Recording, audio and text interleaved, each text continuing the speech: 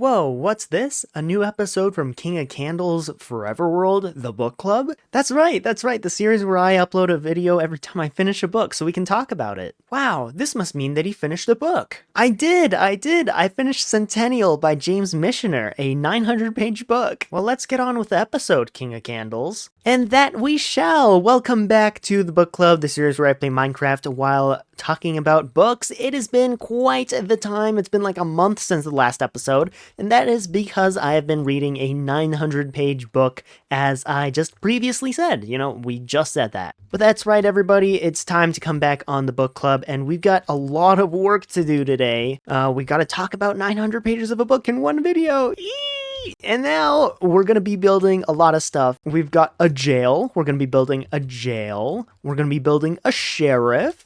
They're kind of the same building. And we're going to be building a bank. Me gusta el banco. This bank, you might be wondering, oh, it must have gold or diamonds. No. It's not going to have either. This is going to be a bee farm. We'll get to that when we do the building. But that's going to be project number 1 for the episode. Project number 2, not that. Hold on. Project number 2 is going to be up there on the mountain. We're going to be putting a castle.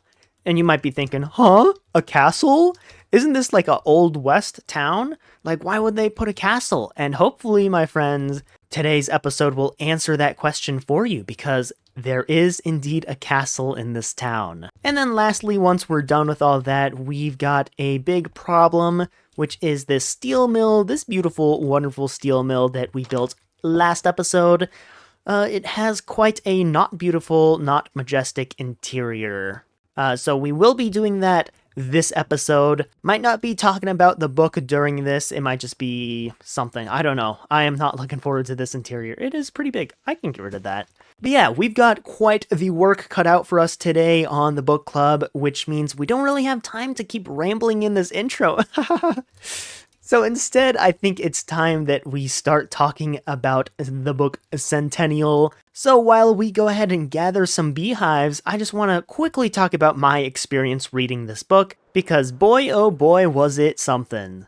So Centennial is a historical fiction book from 1974. This book's in commemoration of something known as the Bicentennial, which is basically just 100 years of the United States, or 200 years because it's the Bicentennial. So he decided to write this historical generational fiction on the Centennial state, which is Colorado, which was a state founded in 1876. So it's a large multi-generational epic historical fiction, which basically means that we follow an entire family of people as they go through history. So that means that one chapter is going to be one family, and then the next chapter will be the next generation of people. Now, like I said, this book is a 900-page novel, which means it would be very time-consuming for me to read. So what I decided to do this time is read along with an audiobook, and I have Spotify Premium, so I actually have audiobooks included for free, or at least included with my premium subscription. And so I was reading along on 2.5 times speed. It's a 50-hour long audiobook, so I was spending a lot of time just reading that. But apparently Spotify just sucks for audiobooks, because they're like, oh, you read for 15 hours? Haha, we're gonna stop your book. I only get 15 hours a month, which is a horrible plan. I don't know who decided that. So I tried reading the book just by itself, and this thing is a dense textbook, pretty much, because it chronicles just so much history about Colorado. So I struggled pretty hard, and I had to go ahead and get a free trial Audible subscription. I'm gonna need to cancel that soon. So in the future, I will not be reading a book alongside an audiobook, just because I don't want to use it as a crutch. I'm kind of done with it. I don't want to deal with it again. It's time to go back to normalcy and just read books straight up. But yeah, I think we got 5 bees nest. I think that means we are ready to head back. The bank being a bee farm basically means nothing, in accordance with the book. No other building really makes sense. I could make the general store a bee farm, but I do need beeswax for copper and stuff. And I figure, you know what? This works fine enough. But we should be coming back on Fort Oxbow here shortly, which means we can officially start the summary of the book. Normally I make the summary just one section, but because this book is a little, a little silly goofy, we're going to just separate the summary into each, like, segment of the book. But yeah, for now, we're just going to do, the general setup and introduction of the book. Going to summarize that, hopefully as fast as possible while we build some buildings. So this book starts off with a Georgia professor. I really don't remember this guy's name. He's not really important to the book. So basically, this Georgia professor gets commissioned to go to Centennial to write a piece for this, news company, because he's, a good historical professor. So he flies out there, and the rest of the chapters are him chronicling the tales from this land. So this fictional town of Centennial is based around the river known as the South Platte, which people historically, I guess, have said it's a bad river. Can't do much on that river. But yeah, this river, the South Platte, is sort of the basis of our story and sort of the perspective that we're going to follow. Now, before we actually get to the history of the region, we're sort of forced to read an entire textbook on natural history. It's really boring. It's 50 pages of just how the earth is formed and how tectonic plates move, which in 1970 was probably really cool to hear about, but I learned about that in school, so I don't really care about that sort of stuff. But about the only thing of note in this section is it's talking about this dinosaur called Diplodocus, which I don't know, I've never heard of a Diplodocus. It's basically a really big vegetarian dinosaur. But I didn't know that the meteorite theory, where people are saying that the dinosaurs went extinct because of a meteorite. I didn't know that theory was created in the 80s. It's a really recent theory. So this book predates that theory, and it kind of lists the three leading theories for why the dinosaurs went extinct. The first theory is that the dinosaurs going extinct coincided with the Rockies forming, and maybe something about the Rockies forming was just really crazy and killed all the oxygen in the air, and that's how the dinosaurs went extinct, is because they just had no oxygen. What's funny about this theory is I told one of my coworkers this, and I think he misinterpreted what I meant. To him, I think it sounded like I had said the Rockies just kind of formed out of the air, and then the dinosaurs just got all launched into space. And so the Rockies forming directly caused the dinosaur extinction because, they just got launched away. I don't know, I find that a little funnier than the actual thing written in the book, which is, the mountains probably took a lot of oxygen. The second theory on why the dinosaurs might have gone extinct is that the dinosaurs just, kept growing larger and larger, and they got really big, and they became too big. So they kept growing, and they kept evolving to get bigger and bigger, and eventually they were too fat to move on their feet.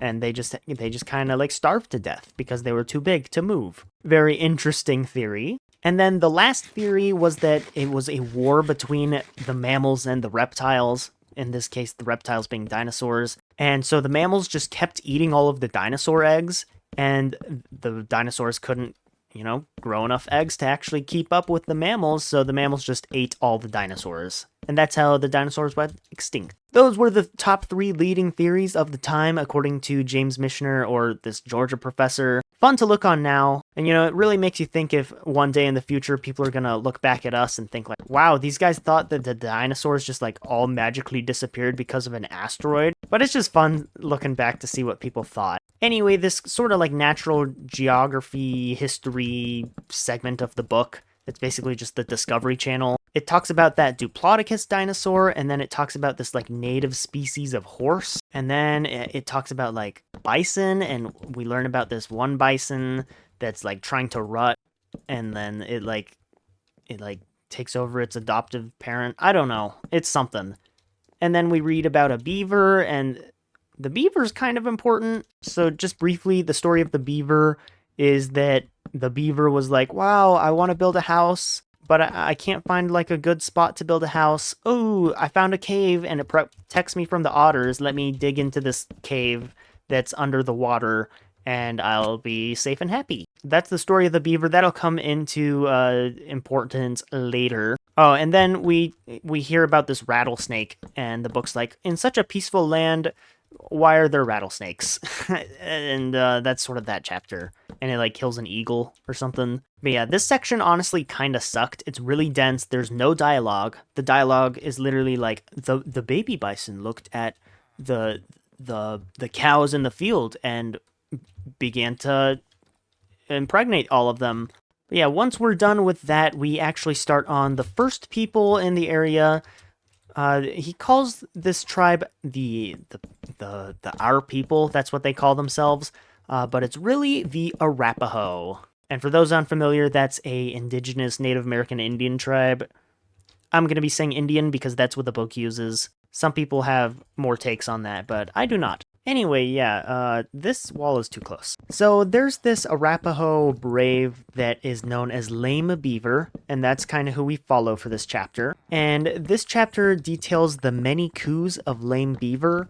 And basically what a coup is, from what I can tell, is when you're like at war with another tribe or whatever, and instead of killing the enemy, you just like touch the enemy and run away. It's this like whole thing, and apparently it's more respectable to just like touch the enemy and make it away like unharmed than it is to actually just like kill the enemy. This chapter details a lot of the coups that this Lame Beaver guy does, and there's a couple cool stories here that I want to talk about. So I mentioned horses earlier in like the National Geographic section. But the thing is, horses went extinct in North America, and there were no horses in North America up until the Spanish reintroduced them. So one of the stories was about this Lame Beaver guy bringing horses to the Arapaho tribe. They had no horses, and it was like a big problem because like the Comanche and all the other tribes around them, like the Ute, they all had horses and, you know, were kind of kicking their butts when it comes to like hunting buffalo or just, you know, general things like that. He leads a raid against the Comanche, steals their horses, and kind of introduces horses to the tribe. So that was kind of a cool segment of the chapter, and that shape is looking good. I like that shape. I actually don't remember when this comes into the story, but there's something called the Ritual of the Sun that apparently the Arapaho do. But there was a whole scene in this chapter where Lame Beaver had to be... He had like, I don't know, like wooden stakes poking through his like pectoral muscles, so that's like your chest muscle. And then he was like hung up and like he had to sit in the sun all day. So that was an interesting thing, but then it kind of tied together because when he was like hunting the other tribes out there, he would be like suffering from thirst and tiredness, but then he'd remember like, oh, I'm blessed by the sun, and that whole ritual was way more torturous than anything I'm dealing with right now. So it was like a whole, it was a nice little ritual thing. And then I think one time he's like up in the Rocky Mountains and he's fighting against the Ute, and the Ute, I don't know, there's one guy that had just found like shiny gold nuggets in like the river, and because, you know, gold is soft, he kind of just like pushes them together into like the shape of a bullet and then puts it in his gun. And after doing that, he gets killed by Lame Beaver, and Lame Beaver takes his gun. And, you know, having a gun with golden bullets, you know, it might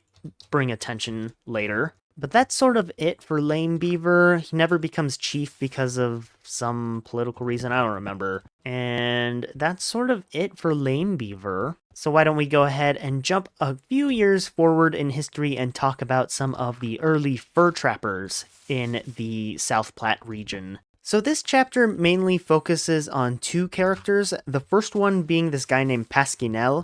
Pasquinel is a French-Canadian who's, you know, exploring the interior of the United States, trying to find beaver fur to sell. And there's a lot of beaver to be hunted and killed. So basically, Pasquinel, French-Canadian, he's hunting beaver, he gets a bunch of fur, he goes back down the river, but then a bunch of Pawnee, which is another Indian group, they find him and take all his fur and give it to some other trader. So then Pasquinel, you know, he's like in debt and stuff, and then some doctor is like, hey, I'll fund your trip. So then he goes again, and this time he gets a bunch of beaver fur, and he's able to defend it on his way back, and he doesn't let the Pawnee get it. And he ends up finding this guy named McKeeg, who's a Scotsman, so from Scotland.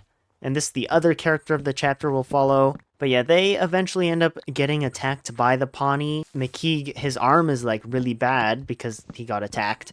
So one of the people nearby, this guy named Lame Beaver, the guy we were just talking about, he takes them in and he's like, "Oh, the Pawnee are evil, unlike us Arapaho."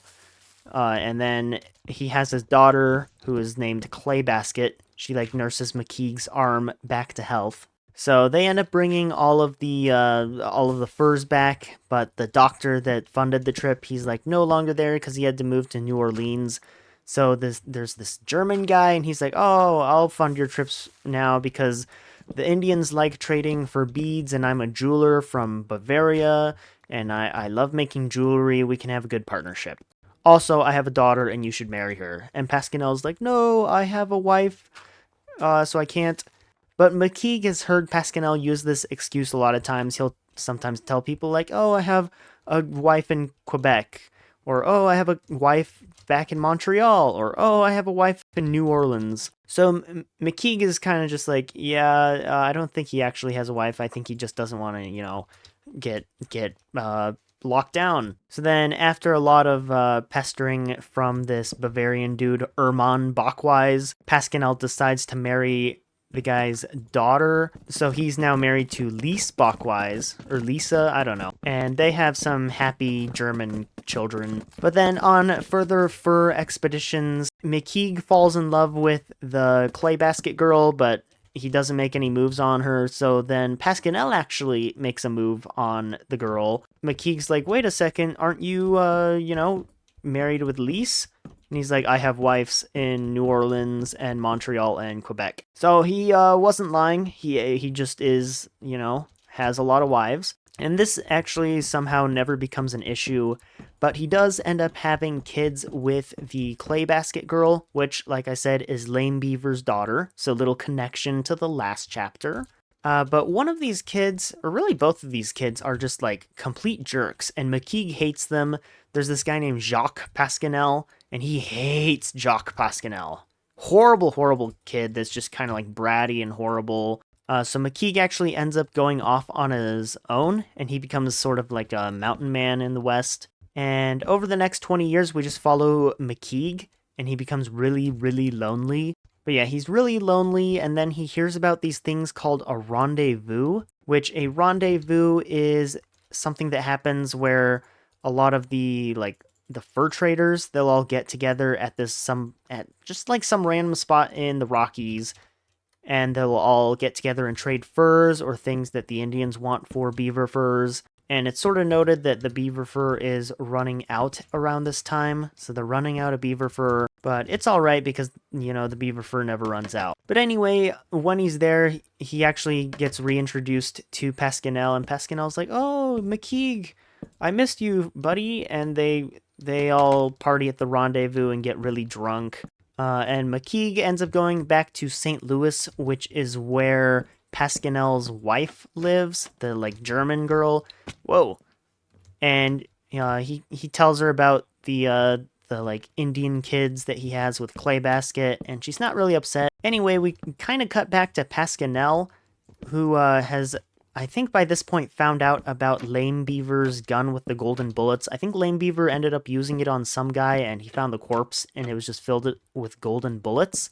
And Clay Basket tells him about where he killed the Ute guy that had the golden bullets. So he ends up going to this place called Blue Lake, I think. And at Blue Lake, he's searching frantically in the water for gold because Pasquinel just loves money. But he gets attacked. He gets attacked by some Pawnee people, I think, or it might be Shoshonen. But Pasquinel dies, and Clay Basket is just in the lodge there. And at the same time, lonely mountain man McKeeg is like, "Man, I miss my friends. I feel like Pasquinel needs me for some reason." And he goes back to that Blue Lake area, and when he gets there, he finds that Pasquinel is dead, and he finds Clay Basket there, and he finally confesses his love to Clay Basket, and she's like, "I wanted you the whole time." Pasquinel's dead, and McKeeg is now married to his best friend's widow, and I think they end up having a kid or something like that.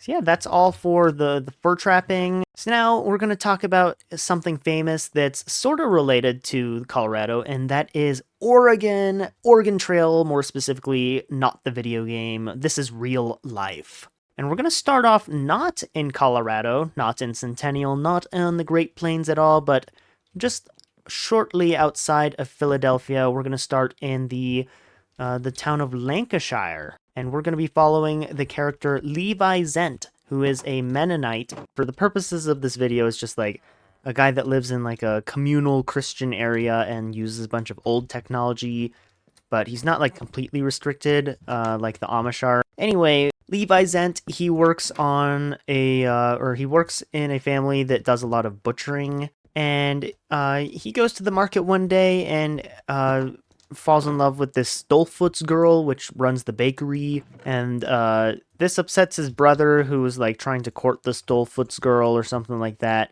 They go on like a little date, and then she starts screaming that he's like raping her because he like he's like really really kissy and stuff on her, and it's kind of weird. And he's like, I don't know what came over me. So the community shuns him, probably rightfully so, and he's like, man, this world sucks, I hate it here. And he learns about this wonderful place called Oregon where nobody's gonna shun him, and he can just like live his happy little Mennonite life, I guess. So he ends up going to Oregon. Before he goes to Oregon, there's this orphan girl named Ellie, and Ellie's like, I'll go with you. I've been shunned from the society because nobody likes orphan girls that are born out of marriage because it's a stain on the community. So they all leave together. He steals like his brother's horses. And along the way, people are constantly telling him like, hey, your wagon, your Conestoga wagon, I know it's really nice, but it's really bad for this trail. You shouldn't take it. And he's like, I know what I'm doing. And they take the Conestoga wagon across a river, and they get scammed because that's just the times, you know, everyone gets scammed. But then they get to, I think like, I don't know, St. Louis or something, and they're like, we need a guide. And there's a guy named Captain Mercy and a British guy named Oliver Seacombe, and then a mountain man that they've hired named Sam Purchase. And he's like, I'll take you all on a journey to Oregon. But then Sam Purchase, he's like, you need to sell your horses, and he sells Levi Zent's horses, and Levi throws a fit because he's like, why'd you sell my horses? They were good horses. They were beautiful and gray. But then along the way, they end up stopping in this one fort, and it's like a long, dry area to get to this fort, but they finally make it to the fort, and this place is called Fort John, which later gets renamed to be Fort Laramie, and that becomes Laramie, Wyoming, if you're familiar with Wyoming at all. But then they continue on over to Oregon, and then along the way, Sam Purchase tries to rape Ellie, and she's like, I'm done with this. And Levi Zent is also like, I'm done with this. So they turn back to Fort Laramie. Or sorry, Fort John. It's not quite Fort Laramie yet. So they go all the way back to Fort John, and they stop by this one store that's run by a bearded Scottish guy and his Indian wife. And they're talking. And this is McKeague and Claybasket, by the way, if you couldn't tell. But he's like, oh yeah, there's some beautiful country out here. You can just settle out here. And then he's like, oh, please, yes, I'd love to do that. And they go down to basically where the original Lame Beaver Arapaho guy was. And they're like, see, look, it's pretty country. And they settle there. And then Ellie, she decides, you know what? I'm not going to care about what this rattling sound is. I don't know what that is. And she gets bit by a rattlesnake and dies. So then Levi Zent is all like, man, my wife is dead. And then he ends up marrying the daughter of Claybasket and McKeague. So that's pretty cool, you know, another little family connection. I think you can see where this is going. Oh, and he also starts a trading post there because he knows how to make good sausage, and people are like, wow, if you're going through the territory, go stop by Zent's farm because he makes really good sausage and really good pemmican. And so it becomes a little community known as Zent's farm. Oh, and he actually doesn't marry the daughter of Claybasket and McKeague because he's like, oh, I'm Mennonite, I can only marry Christians. And McKeag's like, I'm not really Christian, bro, it's not that deep, or something like that. But he's like, no, I can only marry a Christian. So then the daughter agrees, like, okay, I'll become Christian. And then he's like, yes, that's great. I will learn Arapaho clothing stuff. And he dresses in like traditional Arapaho gear and is accepted by this girl's, I guess, half brothers, which are the Pasquinel brothers, which is that like Jacques guy that we were talking about. And that Jacques guy is kind of a headache for the US military because he's, starting a bunch of rebellions and stuff and wars against the settlers. But yeah, that's basically that chapter for Levi Zant.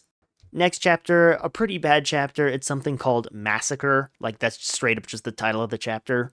So back up at Fort John, which is that fort up in Wyoming, we have Captain Mercy, which is one of the guys that was traveling to Oregon. But apparently he gets a message saying that there's going to be a great powwow or like a great meeting between all of the native tribes in the area. And the goal for this is to establish a long-term peace deal. So he goes to one of the trusted people that he knows of, McKeag, because McKeag speaks most of the languages. And so he goes all the way down to Zent's farm and finds that McKeag is actually dead. He died of cholera. R.I.P. our boy McKeag. But the powwow goes through anyway, and it's actually really successful. No one is like hurt or anything like that. Nothing bad happens, and it's just like a successful meeting. All the Indians get land and financial compensation for the next 50 years. And then if there's ever any like murders of people,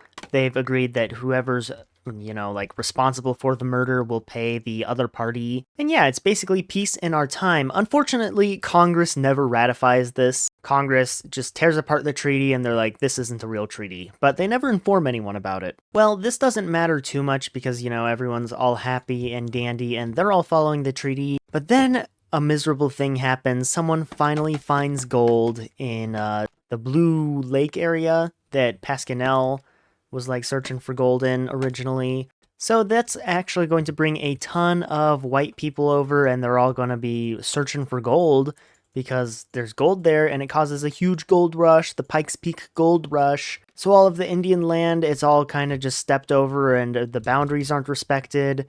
And then when the military, Captain Mercy's like, hey, we need to respect the treaty. They're like, that treaty's not real. And so these people come in, basically loot the land. A lot of them don't find any gold at all and end up having to go home, just leaving these like ghost towns. So then they have to renegotiate the entire treaty, and the Indians are upset because they're like, hey, you just made a treaty and you broke it. What makes us think that you're actually going to follow this one? Well, it's determined that the last treaty was flawed because although it gave the Indians some land, it gave white people no land at all, and they didn't account for that. So the Indians are like, okay, fine, we'll renegotiate the treaty, and they come up with something new. But a lot of the Indians are relegated to like really small plots of land, especially in comparison to the wide ranges they were promised earlier. So then a few years pass, and the Indians start starving because they don't really have enough land to actually do anything. And there's settlers that are cutting through their land and killing all the buffaloes. There's no buffalo for them to eat, so that's kind of, messing with them a bit. So they're all starving, and they're kind of, when you're starving, you are more likely to kill people because you're starving and you'll do anything for food. So that's what they start doing, is the Indians are becoming a little more antsy about their situation. And this is also in retaliation to a bunch of people coming in and killing Indians for like food because they didn't bring enough food to come settle the gold land. So then they start shooting all the settlers that are shooting them. And this upsets all the white people in the area. They're like, these Indians are so rowdy, they're killing our people. And then Captain Mercy, who's the leader of Fort John, he's like, guys, stop shooting them and looting them for pemmican, and maybe they won't be as happy, or maybe they won't kill you, But none of them really listen to him, and the newspapers start riling the population up. They're like, Captain Mercy is doing nothing, we need a real hero to come save the population of Colorado from these savage Indians. And in comes a guy named Skimmerhorn. And Skimmerhorn is his opinion is basically we need to kill all the Indians. They're a pest on the prairie, and they shouldn't be existing in our beautiful state of Colorado. And he somehow does a lot of politics stuff and ends up ousting Captain Mercy from his position temporarily. And once that happens, he starts up some raid parties to go and find these Indians to kill. And he ends up finding a starving tribe of Arapaho. And he's like, these are the perfect target. And he commits something known as the Sand Creek Massacre. This is like a real life event. I won't go too into detail with it. But basically, this chapter has a whistleblower about the whole situation. They're like, yeah, we were just massacring unarmed children and unarmed old people and women. And they were mutilating their private parts and like parading it around. But this whistleblower gets shot and killed. But yeah, after this whole Sand Creek Massacre thing, the Pasquinel brothers get really upset and they start just slaughtering settlers in Colorado, which, upsets the settlers even more. But that happens, Skimmerhorn is ousted, and Mercy is put back in charge after like a federal investigation of the whole event. And yeah, the Pasquinels, after waging war for quite a while, they end up getting shot by Skimmerhorn, who's in retirement. And that's sort of the end of the chapter. So the Pasquinel brothers are dead, a lot of Arapaho are dead, and the land is basically empty of Indians now, so it's time for white settlers like the cowboys. Now, you might remember that group from Oregon that I was talking about for the Levi Zent chapter. There was a guy named Oliver Seacombe. He's like a British guy. Well, anyway, he's back. And that's because he realized, everyone keeps saying Colorado's a desert and you can't farm anything there, it's not good. But then he's like, wait a second, there's a bunch of buffalo. This is probably like really good grazing land. Because if it truly was a desert, then there wouldn't be any bison, they'd just be like dead. So he goes and hires a guy named Skimmerhorn, and then everyone's like, Skimmerhorn? And he's like, no, it's his son, not the evil Skimmerhorn, just the guy's son. But he hires this Skimmerhorn guy to go and fetch some cattle from Texas because he's like, hey, I'm British. I know famous rich British people, and they want to start a ranch down here, and I'm gonna be the manager of the ranch, and it's gonna be really cool, and we're gonna have cattle because it's good grazing land. So yeah, Seacombe hires Skimmerhorn, and Skimmerhorn goes down and finds a guy named RJ Poteet. And Poteet's like, yeah, I can bring cattle up to you. We're going to go through New Mexico, and it's going to be pretty crazy. So yeah, he hires a whole group of cattle people to, run the cattle up north. And we basically follow this guy named Jim Lloyd. And Jim Lloyd essentially is just some really young guy, and we follow him and his experience bringing cattle up north. There's one point where he ends up killing a chief of the Comanche, and everyone's like, wow, yeah, you're a really good shooter, boy. And he's like, oh, it was kind of accidental. And they're like, no, you killed a Comanche. You need to take credit for that. Anyway, as they're going north, they pass by a guy carrying a corpse down from the north. And he's like, oh, you guys are almost to Colorado. This is awesome. My name is Charles Goodnight, and I'm carrying my partner back down because he died on our last cattle drive going north. And if you're a somewhat frequent viewer of this channel, you might be familiar with this guy because Charles Goodnight is the basis for the character of Woodrow Call from Lonesome Dove. And that's a book that we've reviewed here on the channel. So, neat little Easter egg, But yeah, I'm not planning on going into too much detail about this cattle drive because, it's pretty basic. It's basically Lonesome Dove, so if you really want to hear about a cattle drive, you can just watch my Lonesome Dove video. But eventually they deliver these cattle to Oliver Seacombe, and Oliver Seacombe has gotten approval from some guys back in the UK. It's some rich family called the Venefords. So then he establishes the Veneford Ranch, and now there's ranching here in Centennial, Colorado. Oh, he also finds a loophole because there's this whole homestead act where you can settle on land and if you live for 3 years, you can claim the land. But basically what he does is he claims all the land along the river, and then he's like, haha, all the other land is useless now because I own the river, and no one can get water here anymore. So I basically own all of the interior as well. So he basically has like an infinite land glitch and claims like hundreds of thousands of acres of land because there's no water on the rest of the land. Yeah, that's going to conclude this cowboy chapter. But cowboys aren't the only ones, doing cool stuff. It's actually also bison hunters. Oh my gosh, more fur. So, despite the name of this chapter being the hunters, we follow a guy named Potato Broombaugh, and he doesn't really hunt anything. Potato Broombaugh is a German dude from Russia. Back in the day, the Russians invited a bunch of Germans to come help them farm because they didn't really understand it, I guess. I don't really know. But Potato Broombaugh comes from one of the families that helps the Russians learn how to farm. But Russia gets kind of silly goofy, and he's like, I don't want to be in Russia anymore. So then he ends up going to the United States, and then he hears about beautiful gold moment here in the town of Centennial, and he goes there and he doesn't find any gold, but he's like, hey, I'm a good German farmer. I'll just stay here and I'll farm potatoes. So he buys some land from Levi Zent because he's like, hey, we're both Germans. And Levi's like, oh, yes, that is very good. So that happens, and it's all really cool, and it really makes Oliver Seacombe upset because he's like, hey, I have a monopoly on the river. Stop giving all these random people land. And Levi Zent's like, I don't really care what you think, bud. So Levi Zent gives Potato Broombaugh some land like near the river.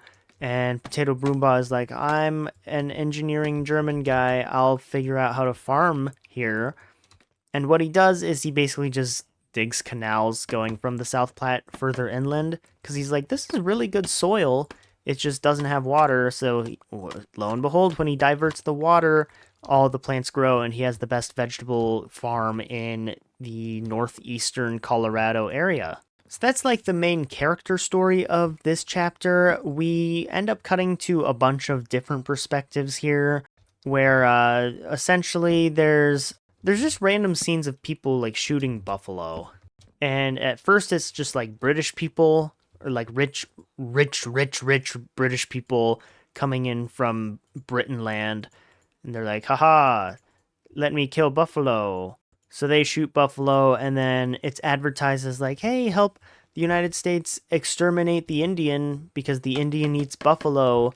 So the faster we kill all the buffalo, the quicker the Indian will starve. So they're all talking about it. There's a guy from the cattle drive.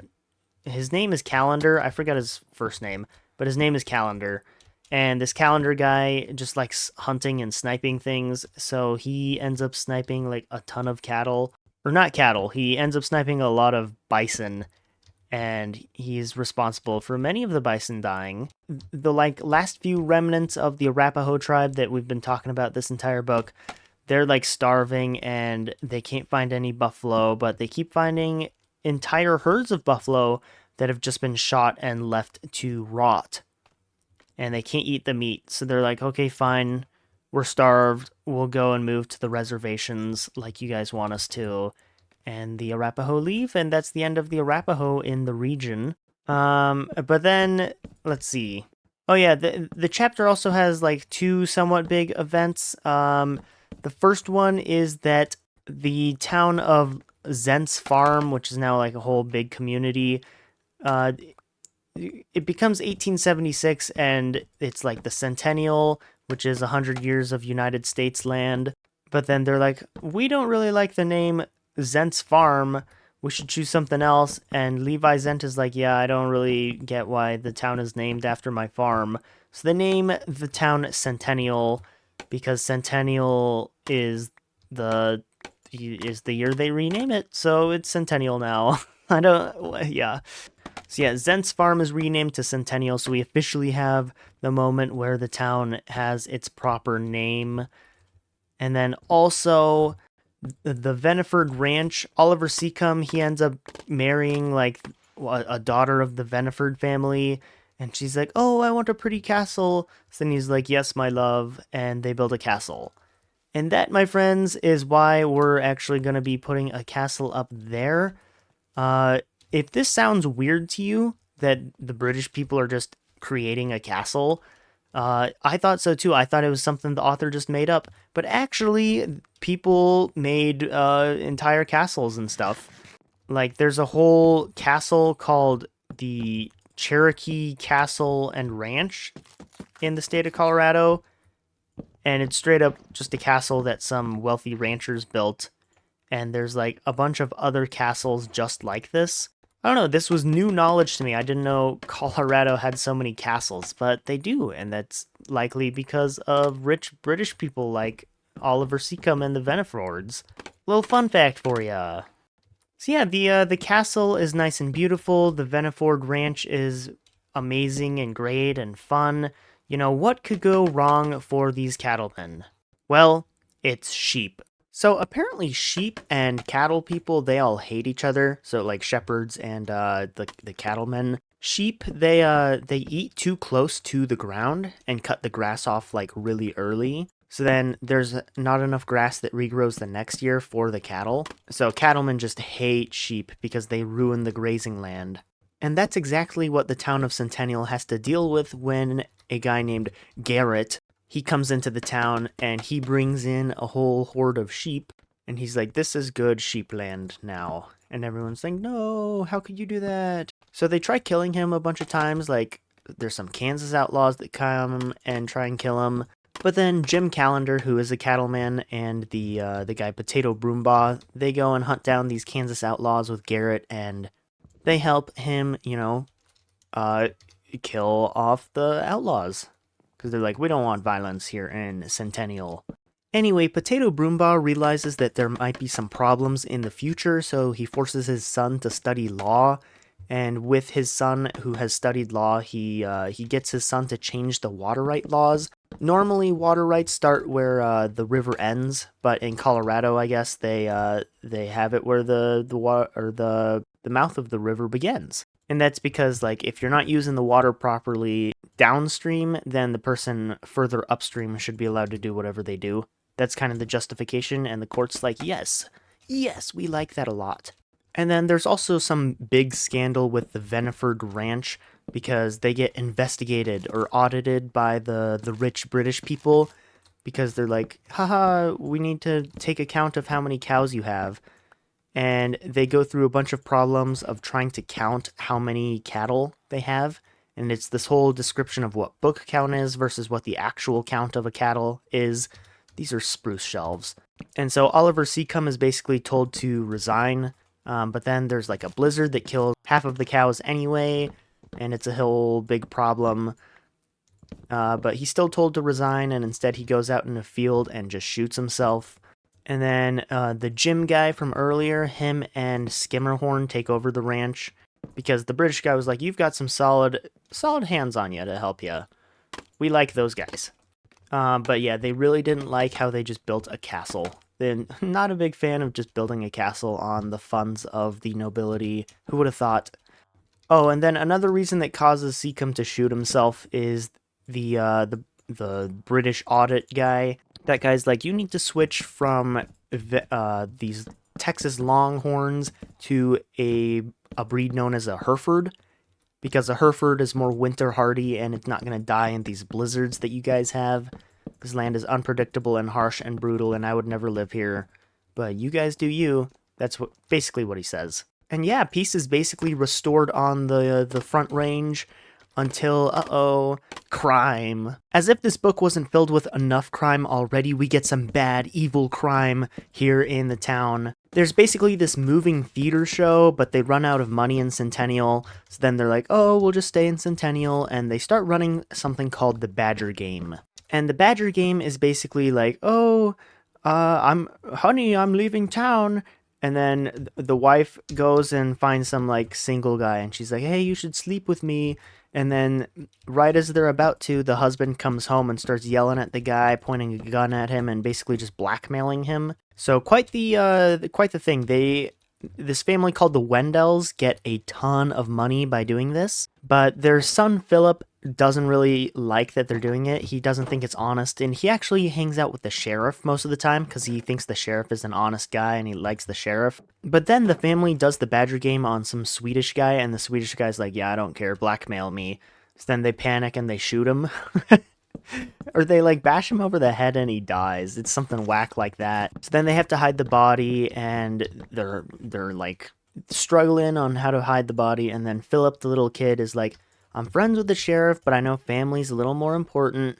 So let's go ahead and just hide it in this cave I found. And if you remember the beaver from the start, the beaver found like a cave underwater. Well, that same spot is where this little boy puts this guy. Anyway, the sheriff kind of goes crazy, like trying to figure out this mystery, because he's like, I know it's the Wendells that killed this guy, because they've been doing the Badger game, and he figures out that the kid he's been hanging out with, Philip knows like everything, but he's just not giving him any info to go off of, so he gets kind of like, he's like trying to get info out of Philip. Philip's not giving him anything.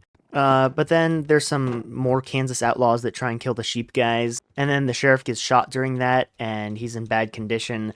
But on his deathbed, he asks for the little kid to come visit him, and then as the kid's there, the guy, good old sheriff man, he figures out that the kid did hide the body, and I know the kid hid the body somewhere, and then he was like, the kid was panicking when I was searching around that river.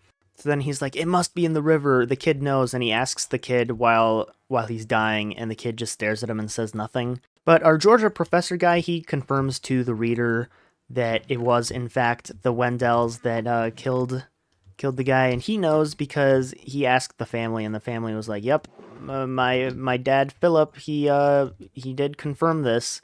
But the guy also said that his dad, Philip, or Grandpa Philip, I don't remember, had always said that sheriff was the best man that he had ever known. So it looks like it sort of weighed on his like guilty conscience a bit, but alas, Philip didn't out his family. How kind, how sweet's like beet sugar. So Potato Broombaugh is like, wow, this land would be really good for sugar mining, or not sugar mining, growing sugar beets. But we don't have a factory to extract sugar from the sugar beets, but then they end up getting a factory that extracts sugar from the sugar beets, so then he's like, okay, great, it's time to make sugar. But there's a problem. Growing sugar beets is a very labor-intensive process. So Potato Broombaugh is, looking for cheap labor. He starts off by hiring Italian immigrants, but then the Italian immigrants go and leave to the city of Pueblo, where there's a giant steel mill, because I guess they like doing steel better. And then he hires German immigrants, and the German immigrants work for him for like a year, but then they're like, we want our own land. So they go and make their own stuff. He hires some poor whites that are like really drunk, and they just mess up everything and aren't doing anything properly. Then he hires some Russian Germans like him, but same deal as the other Germans, they just kind of want their own land. So they save up their money and leave, and then he has to find more labor for the next year. And then finally someone recommends to him, oh, why not the Japanese? And he's like, oh, great idea, I'll go hire the Japanese. And then they end up saving up and buying their own farm, but they also continue to work on the farm of the guy, Potato Broombaugh's farm. So then Potato Broombaugh is like talking with someone, and he's trying to figure out an idea on what to do, because the people keep leaving and they don't want to work for really cheap. And then some guy's like, oh, you need to try out Mexicans. And that's where we switch to the main POV of the chapter, which is a man named Tranquilino down in Mexico. So Tranquilino is a Mexican in this silver mining town. Silver mines, really horrible places to be. There's in this one in particular, there's really tall ladders that you'll just fall off of and die, and it's very frequent. Like someone does that like every day. So then the workers start striking, and the Mexican government, which is like really oppressive during this time, they're like, hey, stop striking, and they make all the civilians shoot the leaders of the strike. And then Tranquilino is shooting a bunch of the people, but then the leader of the strike, his wife, gets called up, and he's ordered to shoot, and he's like, no, I don't think I will. I don't think I want to shoot a woman. So then he has to like run away because the Mexican government's like searching for him because he defied the military's orders. And as he's escaping, people tell him of this wonderful place known as the United States of America. And he's like, oh my gosh, yeah, I'll just go up there and work. So he runs up north and he does little like odd agricultural jobs for quite a while. He's like, wow, this place is heaven. You don't have to work on Saturdays. The Mexican government isn't trying to shoot you like constantly. Saturdays off is like a big thing for him. He loves having Saturday off. And then he's like, wow, I can live pretty cheaply here as well, and I can just send all of my money back home. So he sends like 97% of his paycheck back home. But he eventually goes north and works on Potato Broombaw's farm. And Potato Broombaw's all concerned, like, hey, are you going to save up money to buy a house or a farm here? And the guy's like, no. And then wintertime comes and Potato Broombaw offers him a little house, like, hey, you can live here and you can bring up your family. I really like you. You're a good, hard worker. And then Tranquilino's like, no, I will not do that. I like living at the cantina down in Denver. Or, the book makes sure to say Denver. He's from Denver, and he likes just spending his winters in the cantina drinking with all the other Mexicans. So Potato Broombaw's like, oh, all right, have fun. And then he's kind of happy because he's like, I finally found my laborers that don't want farmland and just work. But then he convinces Tranquilino to go back south and meet up with his wife to make sure she and the kids are all doing fine. So he goes south, but then he gets caught up in the Mexican Civil War. So instead, his wife and kids return to Potato Broombaw's farm, and Potato Broombaw houses them. But Tranquilino has to watch his like son die in war, and it's a whole chapter. Yeah, lots of military stuff this chapter. It ends with the killing of Salcedo, which is like the leader of the Mexican government stuff. I don't know. They tie him up and put him in the sun, and then the women are like, "That's not enough for the torture we've endured." So then they put honey in all of his like openings. And so when the sun beats down on him, the ants are crawling into all of his holes, eating the honey and eating him, and he is screaming. And that's the end of that chapter. Wild turn of events. Why is there a cat here? Get out of here. I didn't even know you could spawn here. Get out. So now comes the final chapter of this Georgia professor's report on the region, and it has to do with dryland farming.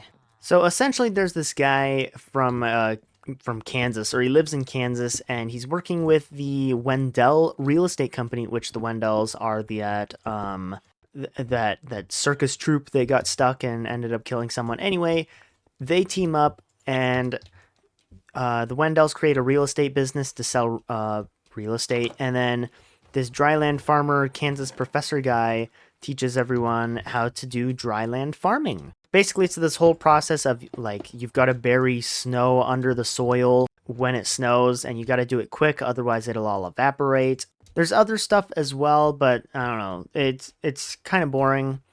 Unless you're, like, really into dryland farming, then I imagine it's pretty interesting. But it's pretty hard to do, and the Wendell Real Estate ends up just buying a bunch of land back from these settlers, because the settlers have to go onto the land and then create a homestead, and now it's, like, real property, but then the Wendells just buy it back. Somewhere around this time, Tranquilino comes back from the Mexican Civil War, and he finds that Potato Broombaw is dead. And Potato Broombaw also was like really complaining to that Jim Lloyd guy, the young cowboy that's now head of Venaford Ranch. He was complaining to him a lot, like, these dryland farmers are going to ruin the land, they're going to make it bad, they don't know how to actually properly use soil like I do, it's going to be a disaster. And sure enough, after World War I, there's something called the Dust Bowl, which is directly caused by dryland farming, at least I think. And basically, the main issue here is that the dryland farmers were just tilling the soil in straight lines. So when wind picks up, it picks up all of the soil because it's all just laid out in a straight line. Nowadays, dryland farming is along the contour lines. So sort of like my farm here, instead of just doing like a straight line up and down the streets, you do like with the elevation levels. That's sort of like a visual representation. It's a little more extreme, but it's sort of the same idea. Anyway, that is Dryland Farming. They cause the Dust Bowl, and a couple people go crazy. There's this one family, the Grebes. The Greebies, they immigrate from Kansas to go try out dryland farming, and they end up going crazy. The little boy, he's really into cattle, and he like wins a competition at the Denver Stock Show, which is some like new big Western sort of, I don't know, just it's a big show where people show off their livestock. But then this little boy comes back home to find that his mom has killed the entire family, except the dad, but the dad kills her, and he's left with no sons except for the boy that's at the Western Stock Show, so then he shoots himself. So this kid is, like, orphaned. It's something. But then there's also another plot during this story where Tranquilino comes back from Mexico and his son Triunfador. Triunfador is kind of a hot-headed kid. He gets into a bunch of fights at the cantina and he gets arrested. And then there's a whole like court scene where they're claiming that Triunfador isn't Mexican or isn't American, which he's not, he's Mexican. So he's like threatening to be deported. But then there's another guy, some like Catholic priest from New Mexico. And then the judge is like trying to deport this guy too, but then they find out that the New Mexico judge has been in the United States for 400 years, whereas the judge and the sheriff and like everyone else, their families have only been around for like 100. Really confuses the town. Like, how is that the case? How is this like weird Mexican dude that's not white? Why is he here longer than us white folk? But yeah, that's gonna bring us to the final chapter, which is the modern day, at least for this Georgia professor. We're finally back to the first character in the book, and we sort of just follow him around as he talks with this guy named Garrett. This is like the grandson of one of the sheep herder people that was named Garrett, but he's falling in love with this this Mexican girl. So this Paul Garrett guy is the descendant of all the white people and Indians we've been talking about, and then this Tranquilino guy is the new POV, and his granddaughter marries Paul Garrett. And so all the stories lead up to this one marriage. Oh, and then the book ends with that calendar guy, his son, he's like a country singer now. And they're all talking together, and the country singer guy's like, yeah, you know, I could be rich and go to Hollywood and whatnot, but at the end of the day, my roots are in Centennial. All the families my family has ever interacted with are from Centennial, because Centennial is probably the best and only good land left in the United States. And that is a very brief summary. Very brief. All right, don't look how long that took. Very brief. A very brief summary of Centennial. We've got some cool buildings here. We've got a bank. This has no interior yet. We're going to put the bee farms here, and I was looking. The bee farm is like 5 blocks wide. Said put us like halfway in the building here, so I could put it up in the roof maybe, but then it'd look weird in the windows. I'm still trying to figure out how I want to do that. The sheriff's office, this isn't going to have any farms. This will just be like a cool little interior. We'll have a little like desk for the guy, and then maybe a little chair. Little nod to that Philip boy that was like always hanging out with the sheriff. And then the sheriff has quick and easy access to this jail here that is completely secure, because you can go in here. Oh, actually, no, I fixed it because I put this here. It used to be you could just unlock it, but here's the jail cell. This is where the Wendells should go. See, I'm just gonna do all of the interiors for these buildings, and I'm gonna talk about just some of the thoughts I had for the book. And then once we do that, we'll go ahead and build the castle, and hopefully we'll have time to do the steel mill interior as well. It's not looking too bright, but we'll figure something out for that. But yeah, I really enjoyed reading this book. It was a little dense because it's sort of like a textbook. It's also an old book, so I learned a lot from this book. A lot of nature stuff, a lot of history, a lot of agriculture stuff, which was actually pretty interesting. I really liked the structure of the book being just like one person's biography per chapter. It was kind of cool. The chapters were a bit long, I'd say. With the audiobook, it was like 4.5 hours per chapter. I hate long chapters. But even if you've watched this video and you've basically been spoiled of the entire book, I still recommend reading it because there's a lot of stories and nuances I just couldn't go into in this video. This is just like the vague plot. But yeah, here we are. We've completed the interiors for 3 buildings here. We've got the bank, which they're showing off their goods right here. You know, little honeycomb block action. You can go down here. Here's our bee farm. It's pretty simple. All you got to do is, let's see, you have a comparator that's reading where the beehive is. And once it gets to a signal strength of 5, it causes this dispenser with the shears to fire, and then the hoppers collect it. Pretty basic. I'm not too happy with these interiors, but I don't know. I'm kind of done with interiors right now. The sheriff, very epic, cool. Okay, thanks for the planks. He's got a desk and a cartography table in case a villager wants to come and get a work job here. And then the jail is pretty much as we had it, but now it has a bed. But yeah, I think the last thing we're going to do this video is the castle. I know I said we're going to do the steel mill interior, but this video's running way too long. And I'm supposed to upload this in like 2 hours anyway, so I need to get this done. So I promise you guys this interior is going to be the first thing we do next episode. In fact, I'm going to do this before I even start reading this next book. Yeah, like I said, we're going to be building a castle up on the hill over there. Should be nice and grand. Maybe there's some lore there, like Fort Oxbow had a big cattle company and they built a castle. Because that's what we talked about, you know, maybe it's the Veniford Ranch or something like that. Something to think about, you know. With all that being said, let's go ahead and get that build completed.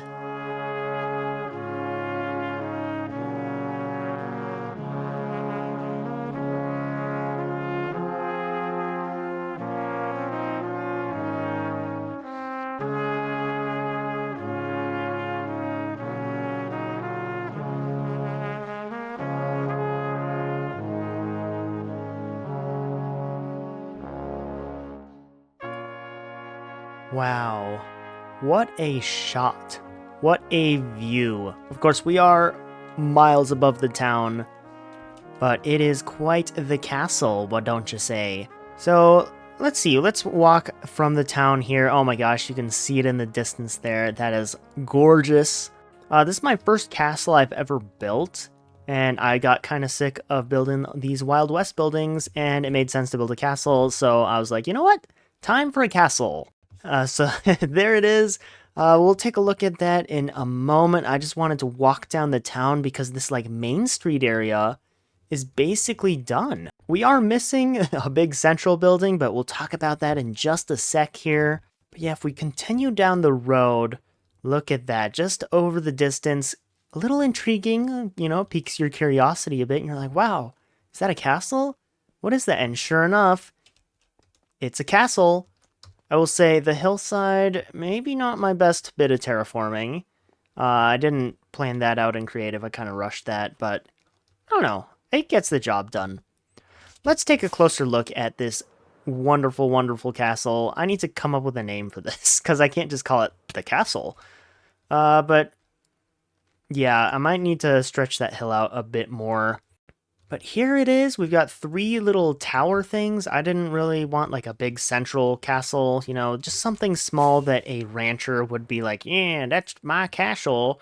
Well, let's take a look inside because unlike the steel mill, this has an interior. I was thinking of making this like a house almost, but I figured it might be more fun to turn it into like a little museum. You know, there's always those museums you visit as a kid that have like 4 exhibits and it just kind of teaches you about history. And that's sort of what I'm going for here. So in this first room, we've got this sugar beet area, you know, because the farmers of Centennial, they really liked sugar beet. It was like a main cash crop for them. And then this thing looks really weird, but when you look at it more, oh my gosh, it's a bison or a buffalo or whatever you want to call it. Woohoo! You can push its eyes. And it freaks out like a dinosaur. I've never done that. Anyway, you go down here. Potatoes from Potato Broomba. Oh my gosh. Oh, what's this room? It must have a lot of deep meaning. Nope. This is just a dining room. I didn't know. I ran out of things. I didn't want to put like dead Indians or anything like that in here. So yeah, this is the castle. There's no real good way to get up here. I keep thinking the entrance is over there, but it's not. I don't know, you're not really meant to look at this up close. This is something to be viewed at from a distance.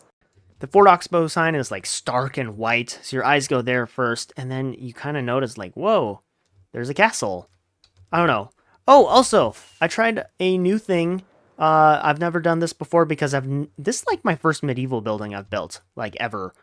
But we've got the little like glass panes on the window there to make it look like the streaks that you see on like castles. I'm sure in the future I'll be able to create a better castle, but you know, for a first castle, like this ain't that bad. The silhouette's very unique. That's something I have been trying out a lot, is trying to get unique silhouettes for buildings. So for instance, if somebody saw this castle and it was just black and white, they'd be like, oh yeah, that's the Fort Oxbow castle.